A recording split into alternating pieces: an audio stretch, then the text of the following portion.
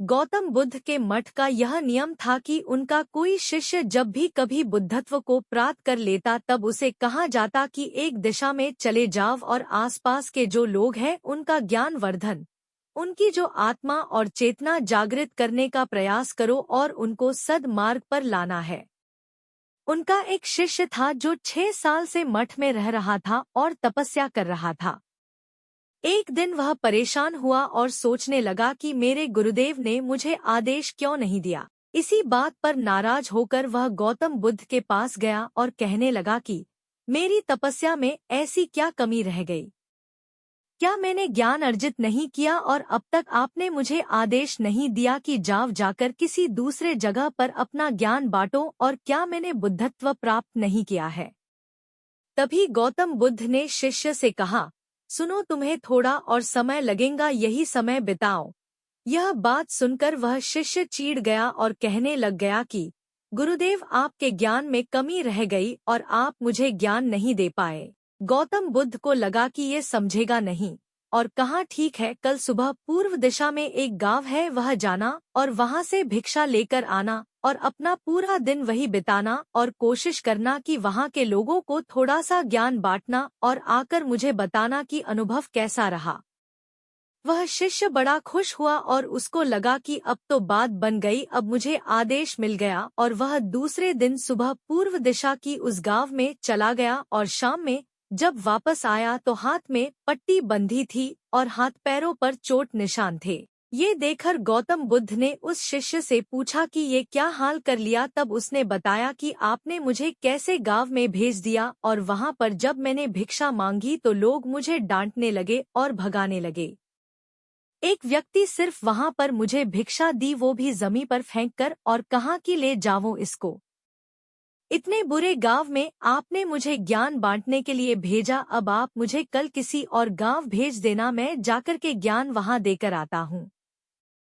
गौतम बुद्ध यह सुनकर थोड़ा मुस्कुराए और उन्हें तो पता था कि ये कुछ कर नहीं पाएंगा, और कहा कि ठीक है, अगले दिन तुम किसी और गांव जाना, लेकिन एक दिन के बाद जाना और एक दिन मठ में रुके रहना है। अब की बार गौतम बुद्ध ने अपने दूसरे शिष्य को उस गांव में भेजा जहां अपने उस शिष्य को भेजा था, और शाम में जब वह शिष्य वापस लौटा था तो उसकी भी हालत वही थी और हाथ पैरों में चोट लगी और पट्टी बंधी हुई थी। गौतम बुद्ध ने पहले वाले शिष्य के सामने दूसरे शिष्य से पूछा कि हुआ क्या था।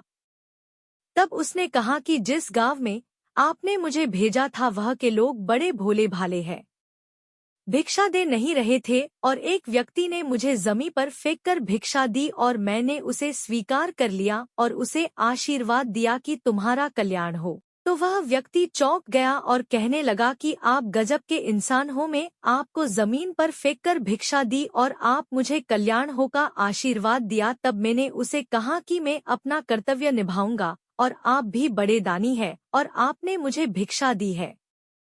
उसके बाद में जब वह से निकल रहा तब मैंने देखा कि एक बच्चा बीमार था और मैं जंगल में गया तब वहां से जड़ी बूटी लाने, और जब मैं लौट रहा था तब कुछ लोगों ने मुझे पकड़ लिया और पूछने लगे कि यह जड़ी बूटी कहाँ लेकर जा रहे हूँ। तब मैंने उनसे निवेदन किया कि मुझे छोड़ दो, एक बीमार छोटे बच्चे की मदद करनी है, और तब उन्होंने मुझे छोड़ दिया। जब मैं गांव में वापस आकर उस बच्चे की मलहम पट्टी कर रहा था तो तभी गांव वाले मुझ पर हमला करने लगे। तब उस दानी व्यक्ति ने, जिसने मुझे जमीन पर फेंककर भिक्षा दी थी, उसने गांव वालों को रोका और कहा कि यह ठीक व्यक्ति है और इसे अपना काम करने दो। जब मैंने जड़ी बूटी लगाई तो बच्चा ठीक हो गया और सब मेरे लिए तालियां बजाने लगे। सभी गांव वाले कहने लगे कि कल फिर आएगा गुरुदेव, मुझे कल फिर उस गांव में भेजिएगा, क्योंकि वह बड़े ही भोले लोग हैं, समझते नहीं है, बस प्यार बहुत है। और अब की बार कोशिश करूंगा कि थोड़ा प्यार और उनके पास पहुंचाने का और ज्ञान उन तक पहुंचाने का। वो सब ज्ञानी तो लेकिन बस जब अनजान व्यक्ति से बात करने में डरते हैं।